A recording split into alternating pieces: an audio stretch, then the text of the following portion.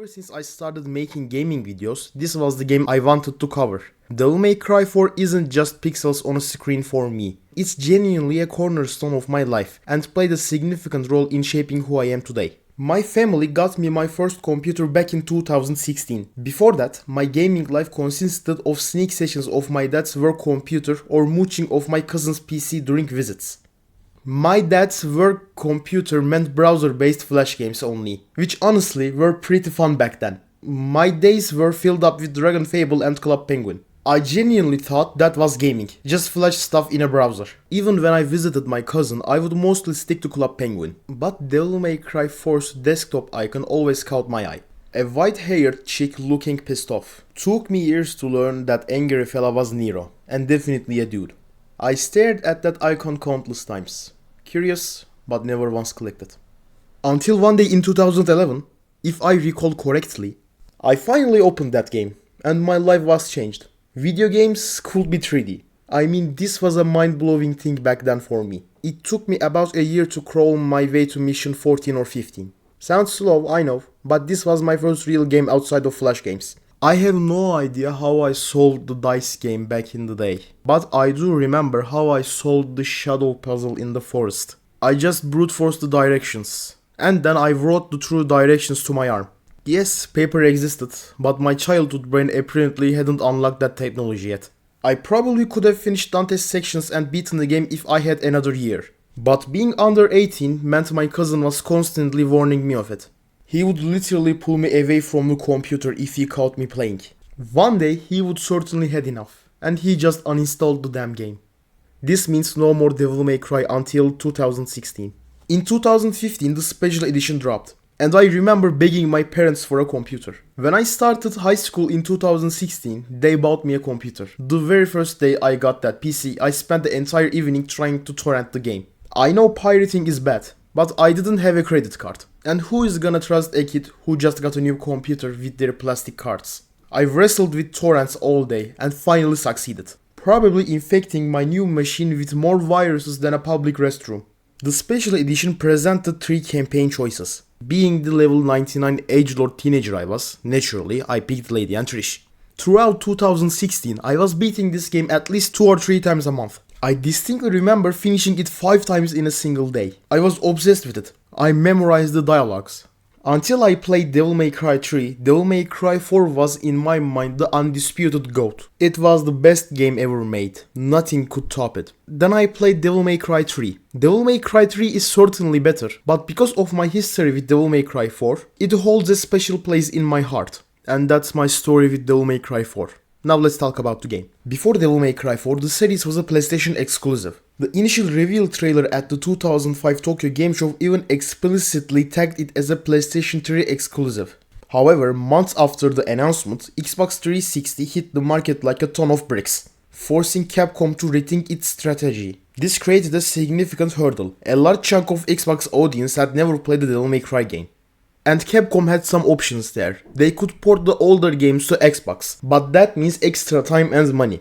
Things publishers notoriously hate spending, so they opted for a different route, creating a new protagonist. On paper it sounds logical. Introduce a fresh face for a fresh audience. The real problem is creating a new main character essentially demands designing the game around them. But Capcom didn't grant the developers the extra time needed for such a fundamental redesign. And the results? Devil May Cry 4 lacks levels for Dante. You literally backtrack through Nero's levels. The game kicks off in the city of Fortuna, the main hub for the Order of the Sword, a cultish group that worship the legendary Dark Knight Sparda.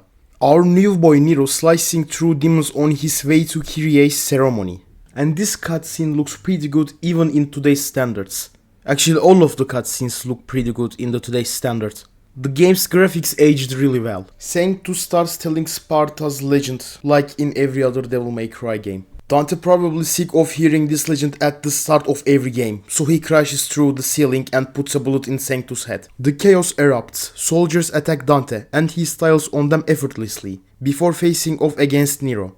This first Nero vs Dante fight cleverly serves as a tutorial for newcomers, something the previous games lacked. A good addition, although making it one of the main 20 missions feels a bit cheap, unlike Devil May Cry 5's approach.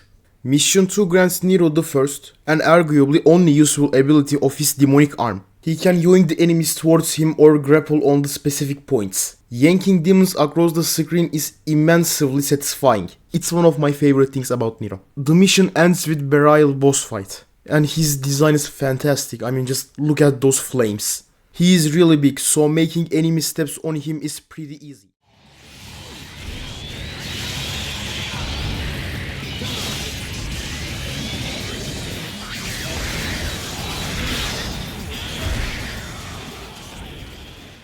Mission 3 takes us a snowy area with a badass looking castle in the distance.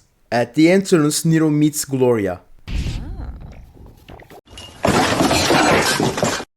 The castle itself is well designed and fun to explore. At the end of the mission, we encounter a new enemy type, Bianco Angelos. And first thing first, their theme song just slaps. These guys are armored suits filled with dark souls.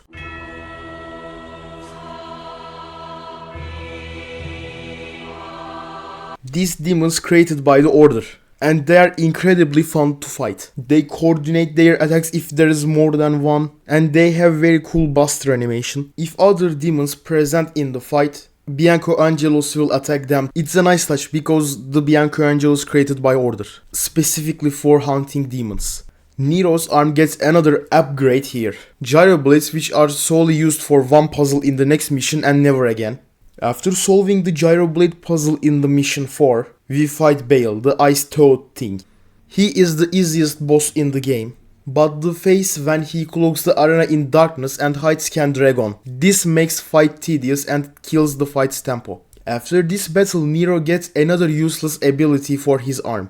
Now Nero's arm glows near secret missions and orb fragments. Sounds helpful, but this is an hack and slash game. An ability actually helps in combat would have been far more appreciated. In Mission 5, Nero finds the entrance to a secret lab beneath the castle. The mission ends with the demonic resurrection of Sanctus. Many people hate the dice game, but I actually love it. You hit the dice, and whatever number is facing up determines your path. And the pattern of the dice burnt in my brain forever. After the dice game, Nero meets Order's mad scientist Agnus.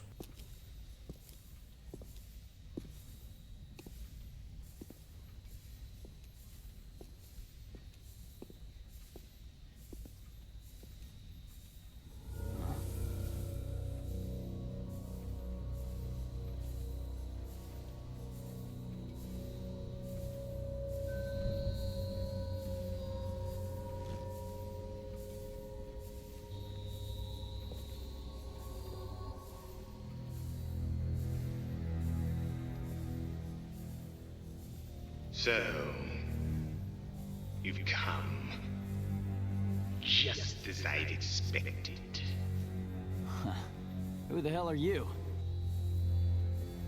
I am Agnus. Working in secrecy, very few are privy to my existence. Funny, to figure an Order official out for a stroll in a hellhole kind of place like this. Hellhole? Watch your words! Just as foul-mouthed as I had heard, the rumors proved true. As were the new ones concerning your demise. Don't you think that's a little harsh? Killing me because of the way I talk?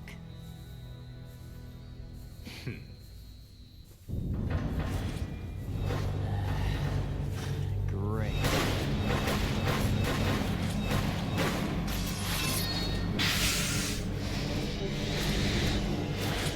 More demons. This is all Kratos' doing. It was Kratos who ordered you to follow Dante. It was Kratos who brought you here. Dante? You mean the man that killed His Holiness? What the hell's going on here? I don't have to answer to you, for you are already as good as dead. I beg to differ. In this cutscene, we see the shattered Yamato. This was probably a huge check moment for longtime fans. But Devil May Cry 4 was my first Devil May Cry game, so the significance was lost on me, sadly. The ensuing boss fight is a bit weird. There is no actual enemy, just throwing swords to break the glass barrier. But the cutscene after the boss fight, it hits different every time.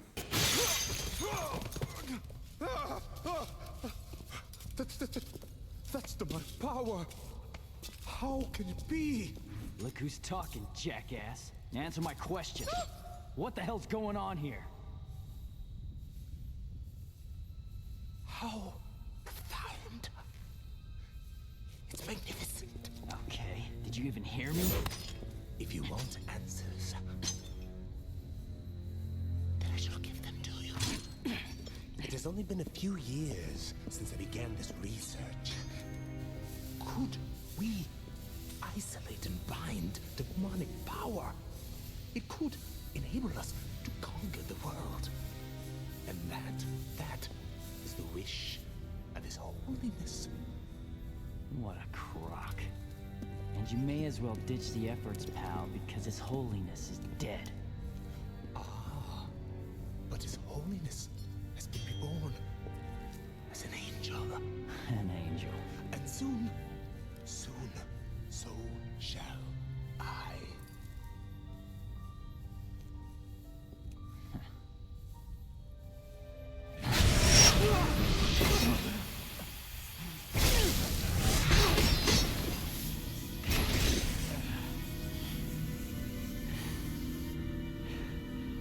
See, what just a small fraction of my research has yielded. Look how beautiful this white armor stands. You have no idea the hardship to make just one armor come to life. I had to capture and control countless demons to harness their souls. Summoning them alone was almost an insurmountable task. Summoning? So it was you who made the gate? Yes, the Hell Gate. I created it merely as a reference and substitution for the real gate, but after utilizing an extremely powerful devil's arm. It proved sufficient. What the hell are you talking about? You should rest.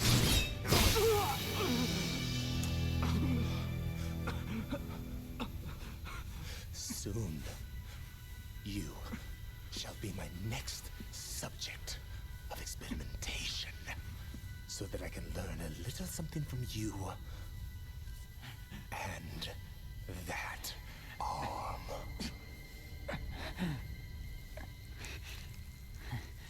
Never.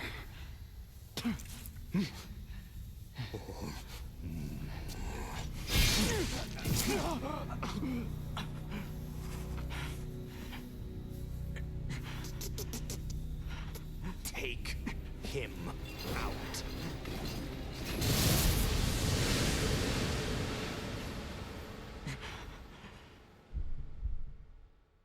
Kenny, run!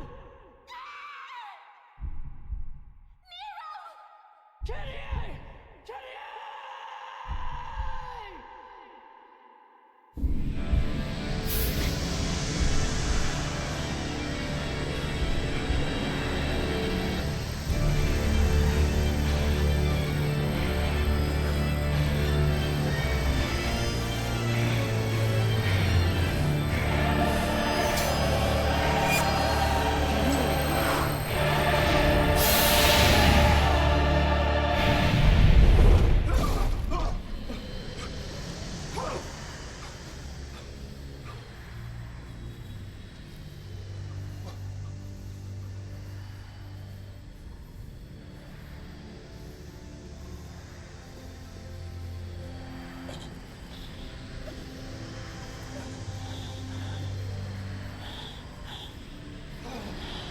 How?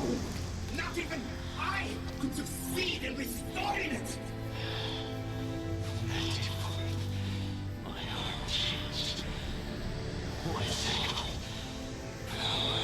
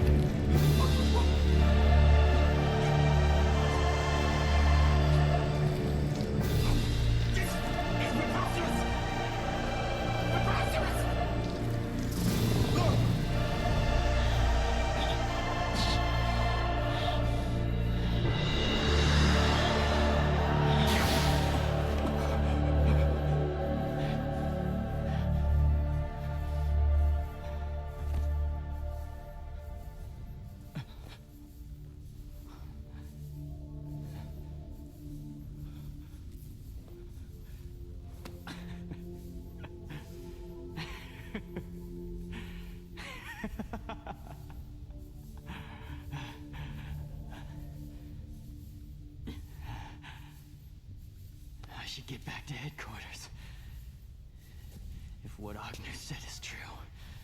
Kratos must have known something. Even before playing other Devil May Cry games, this was one of my favorite cutscenes ever. And after playing the other Devil May Cry games, this was the best cutscene in the Devil May Cry 4. Nero unlocks his Devil Trigger, but unlike other characters, Nero can't transform into a demon. Later in the game, when we start playing as Dante, seeing Dante switch weapon freely, I desperately mashed every button trying to wield Yamato as Nero. But sadly, my dreams crushed. Nero heads into the forest with a secret passage. The boss of the forest is Echidna, the plant snake lady boss. After defeating Echidna, Nero grants the ability to break some specific vines in the next mission only. Nero reaches the Order's HQ and he is comforted by Kratos.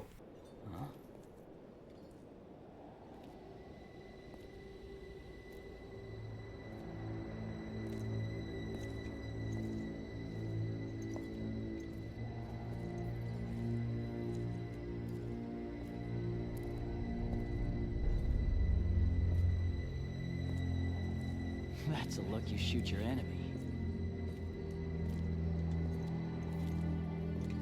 Okay, well then let me ask you this. What exactly is the Order after? And who the hell is Dante? You do not demand answers from me!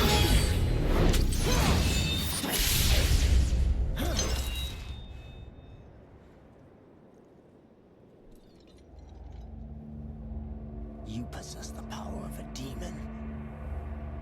Back down. I don't want to hurt you. I won't do that to Kyrie. Hurt me? You don't get it, do you?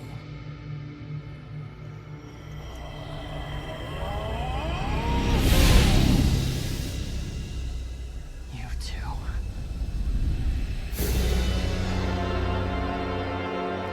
I have been chosen to take the next step in evolution.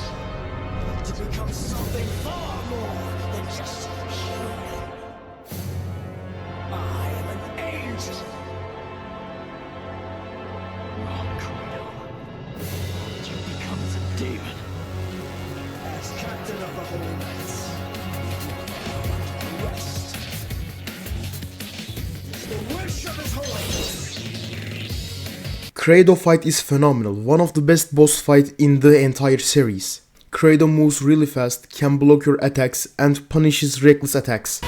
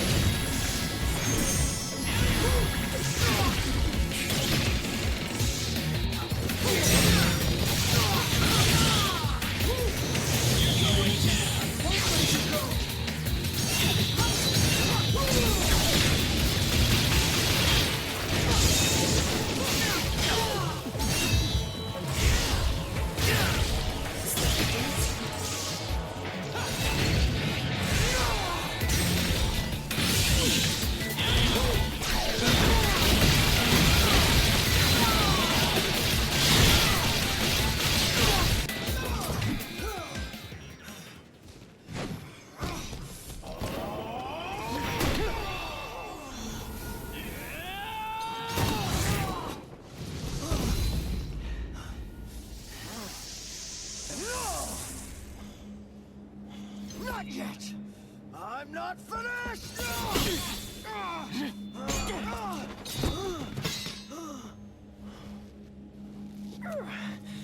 Your strength has increased.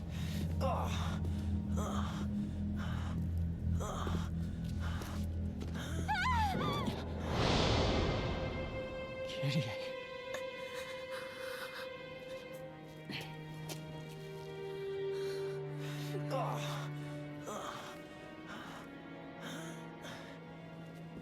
No, wait.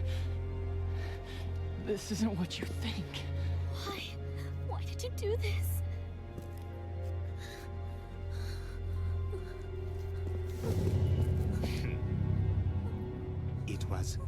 intentions to protect you from the truth. Nero is a demon. Son of a... Nero! Not to worry, I have no intentions of harming her. Yet. Though, it would appear your attachment extends beyond friendship. She has nothing to do with this. Let her go! Agnus! How dare you use my sister? This is my fight, and I will finish it. Let her go. His Holiness predicted your defeat, and so ordered that your sister be utilized. What?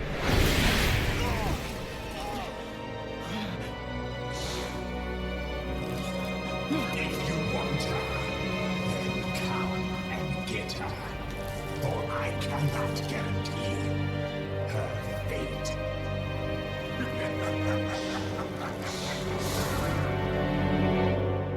His Holiness. Use Kyrie. Where is he taking her? Back to headquarters? I'd assume so. Nero, we must set aside this battle until I find out the truth of this.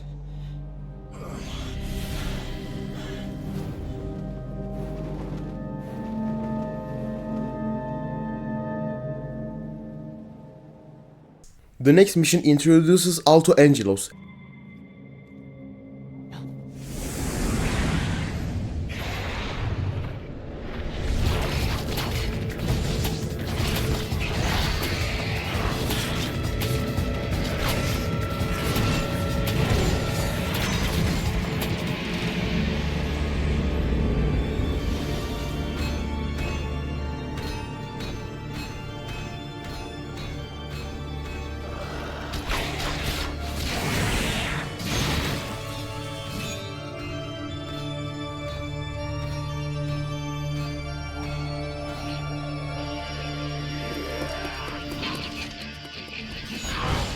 They can direct multiple Biancos, leading to cool coordinated attacks, including forcing them into kamikaze dives. They also have one of the most satisfying buster animations in the game. The HU is structured like a tower, requiring Nero to fight through different enemy waves on each floor. On the first floor, Nero gains the ability to temporarily stop the time, usable only in this mission and the next mission. The mission ends with another Agnus fight. He mostly uses attacks from regular enemies we already killed. And I think this is a good touch, because Agnus created most of the demons we killed before. Sanctus kidnaps Kyrie. Nero fails to rescue her. As Nero goes after Sanctus, Dante intercepts him.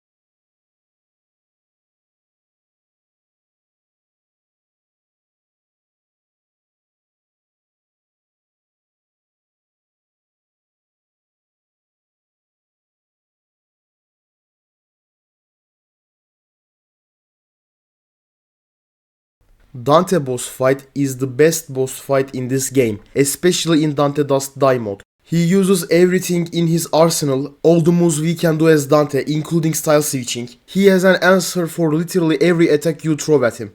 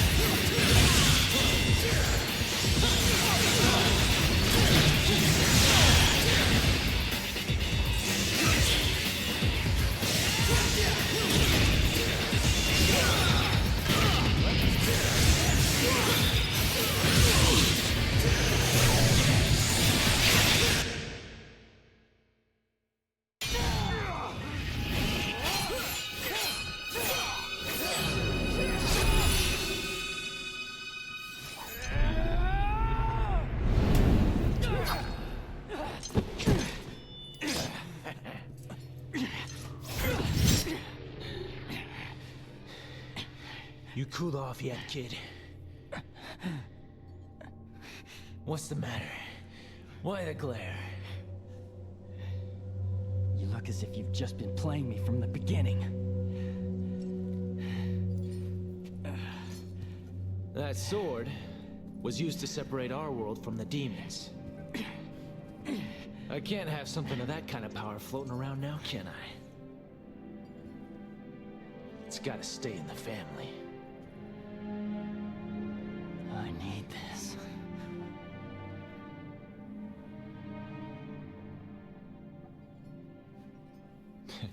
Then keep it. Now that you're calm and cool, get going.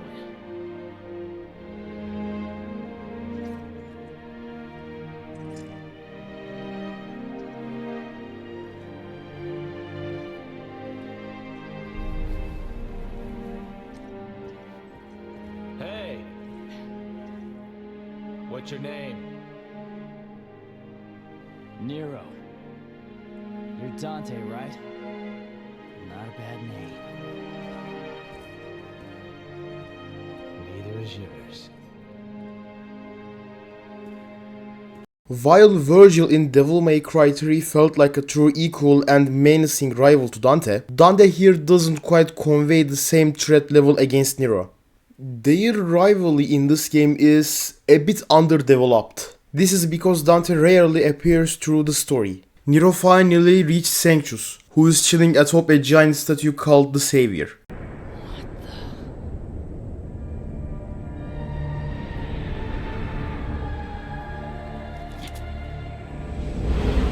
Is it not beautiful? I think we've got a difference of opinion on that one. How unfortunate. I'm afraid you are too late. But, although still incomplete, this is your chance to catch a glimpse of the true power of our Savior. The Sanctus boss fight. Well, as someone not particularly religious, beating up the Pope should be fun, right?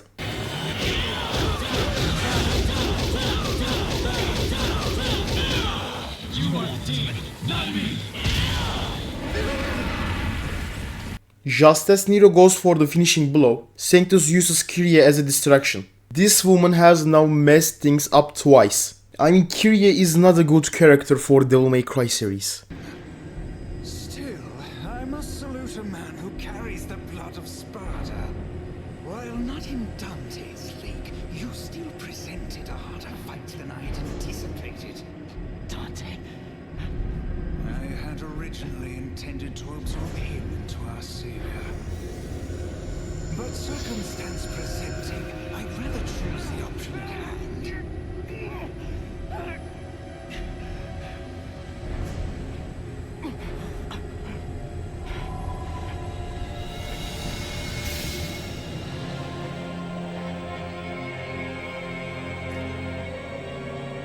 When your blood and this sword are combined, we will be able to proceed to the final stage of our ultimate goal.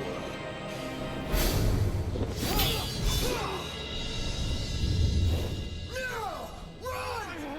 Run!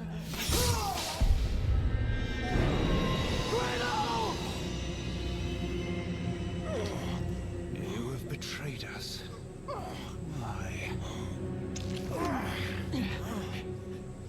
I served the dream of a world you spoke of. The savior you preached of.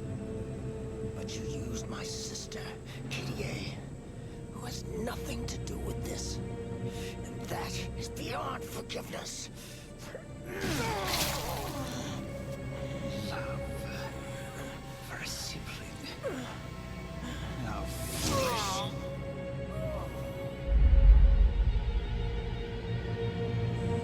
All that is needed is absolute power.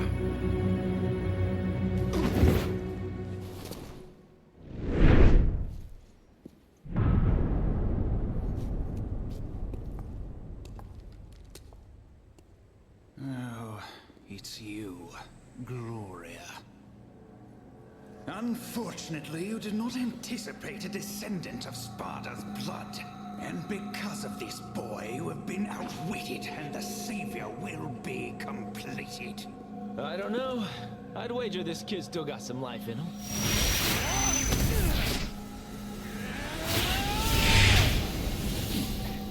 You fool! Escape is now impossible. The creation cannot be stopped.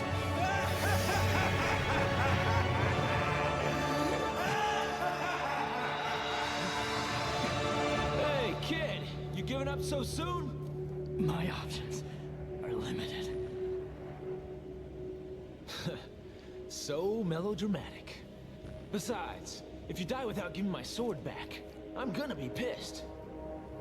Then come and get it. What a punk.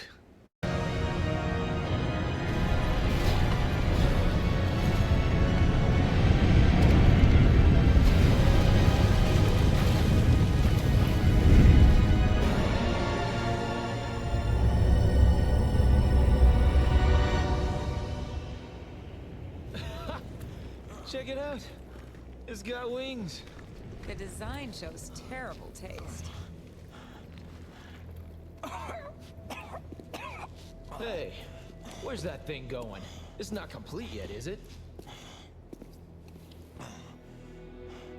It is in his heart to save the world from chaos. He will begin by driving it out. Now he has what he needs. Yamato. Sparta used it to seal the Hellgate from the demon world.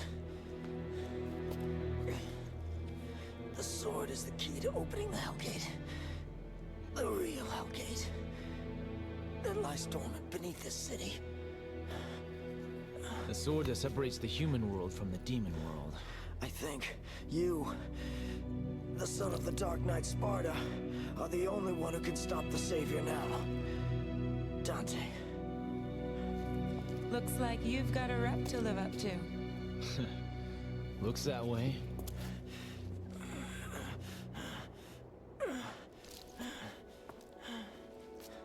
Please, honor one last request. Save them. Kyrie and Nero.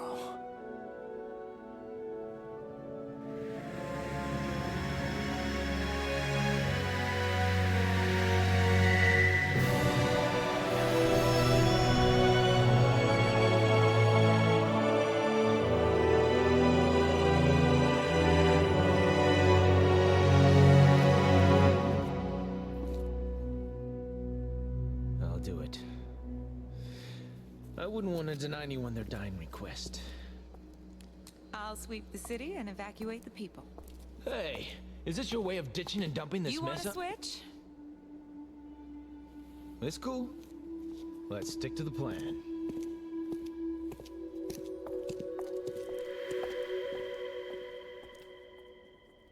Sadly, this is where the game hits a wall. Not because Dante is bad, far from it. Ruben Langton delivers arguably his best performance as Dante in entire series here. Dante effortlessly clean up Nero's mess, destroying Hellgates, finishing off bosses Nero couldn't kill, all while mocking new main character. It's pure gold. And there is this theatric scene with Agnus. It was my assumption that those demons would prove far inferior in the face of your tactics. You summon and kill. Summon and kill. I fail to see the logic here.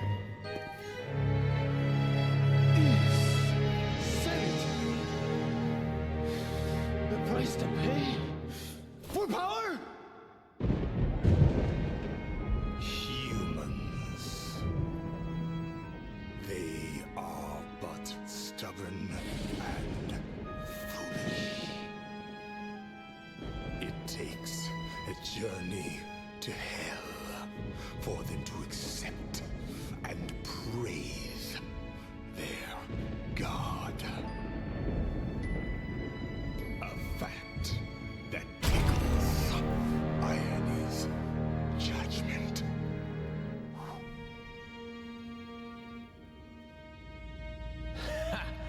your judgments interest me not. For I am here to reclaim what is rightfully mine.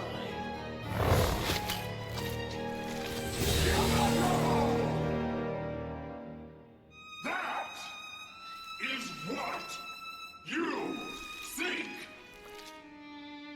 And that is why I wait in your power! You will fumble the proposition of my quest. Though I encourage for an opportunity to battle a being of such grand delusion as you is a sweet fortune.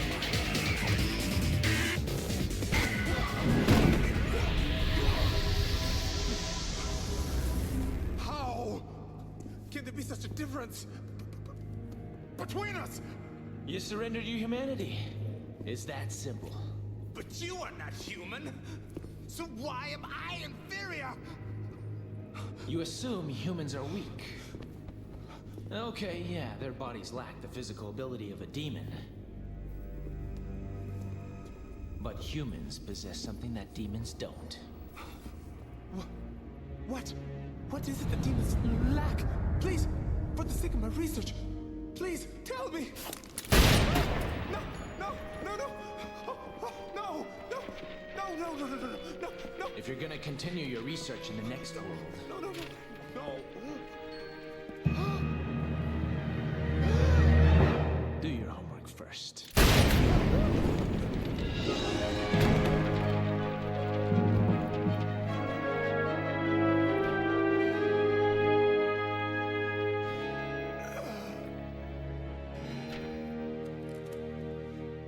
And the rest is silence.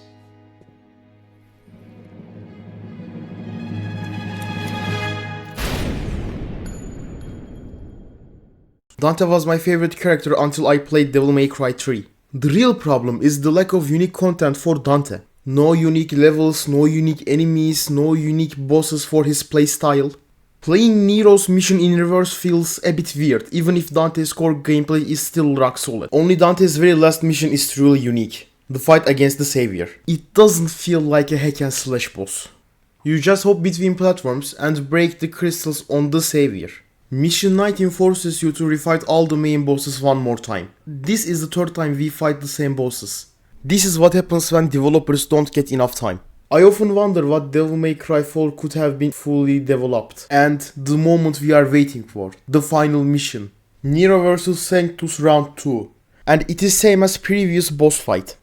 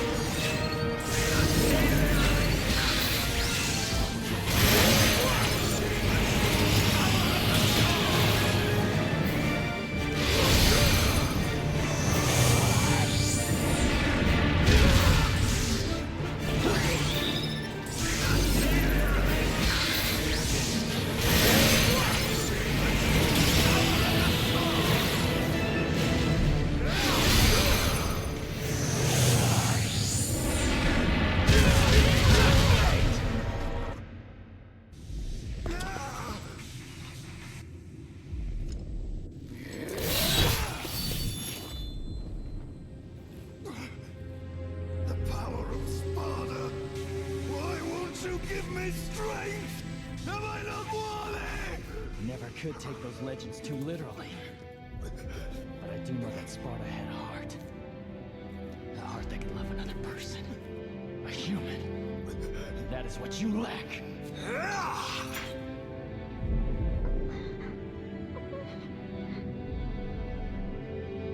This time I will save you. Just hold on. Don't move or I'll...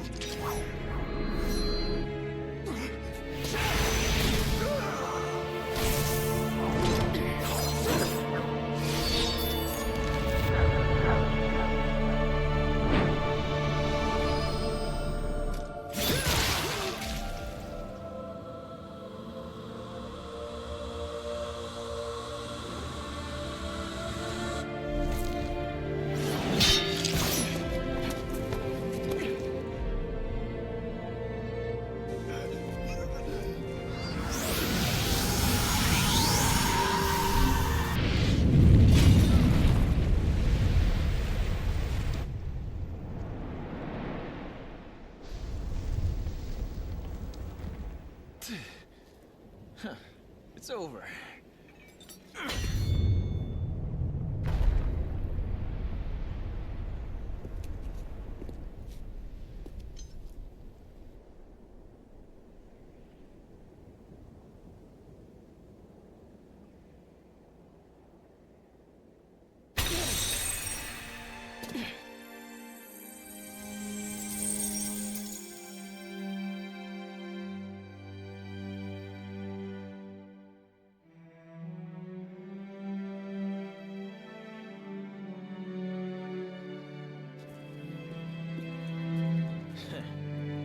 Took your time. What? You looking for an apology? Well, how long am I gonna have to wait for it?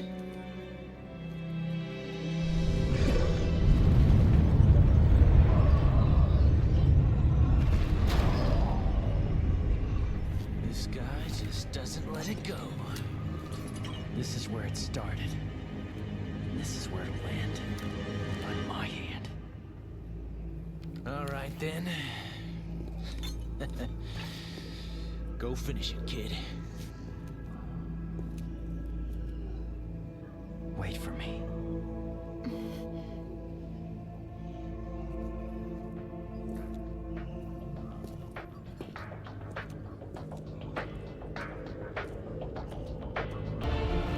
Now I know.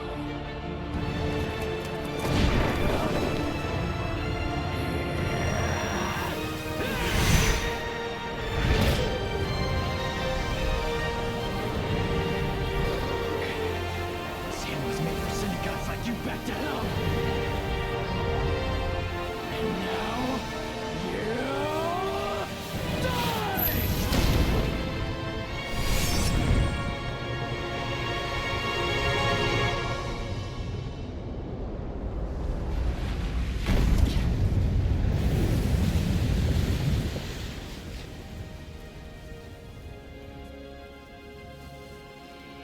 Yeah.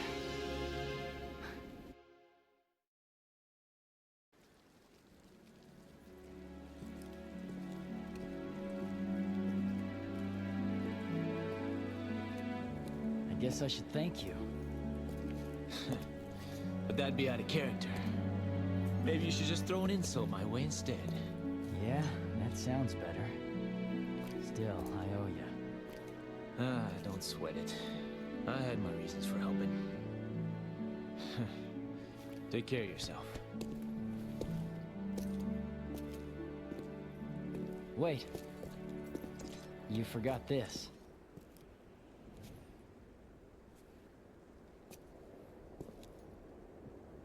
Keep it. What? I thought this meant a lot to you. That's the only kind of gift worth giving. I want to entrust it to you, so I am. What you do from here is your call. Hey, Dante. Will we meet again?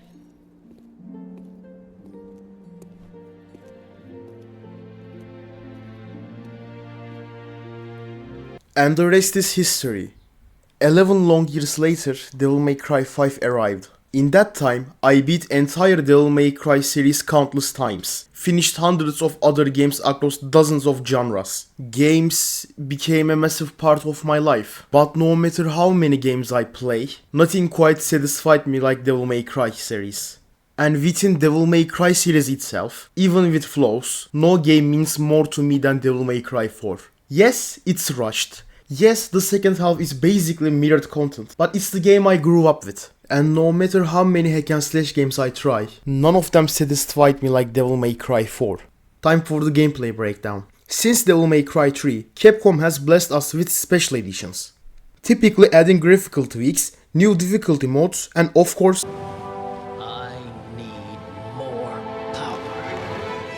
Devil May Cry 4 has the best special edition in the entire series. They add 3 new characters, bringing the total playable character roster to 5, and each character feeling distinct. Nero designed as the entry point for newcomers. His combos are generally simpler and have longer input windows.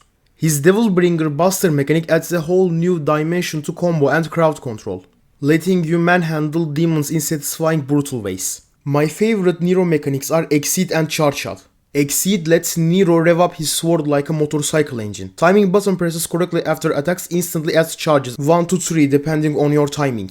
Exceeded attacks hit harder and wider. Charge Shots turns his pistol into a cannon. These charge shots one of Nero's highest damage sources. The devs threw everything into Dante's kit. 3 melee weapons, 3 ranged weapons, one of which Pandora has 8 different forms, and you can swap between all equipped weapons instantly with a button press. On top of that, he has 4 unique styles that completely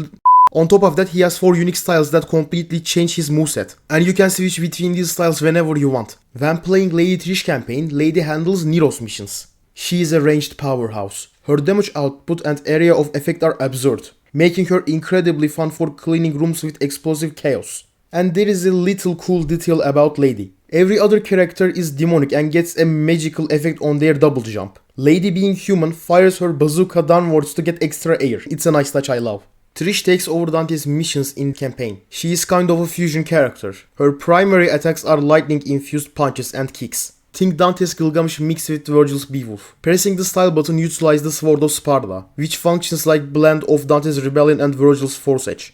Trish can throw the sword. This creates an AoE field. While the sword is spinning, her hand-to-hand moves change significantly. There is a great synergy between her fist and sword. In Virgil's campaign, you play the entire game start to finish as Virgil. Devil May Cry 4 Virgil is the most fun character to play in the entire game.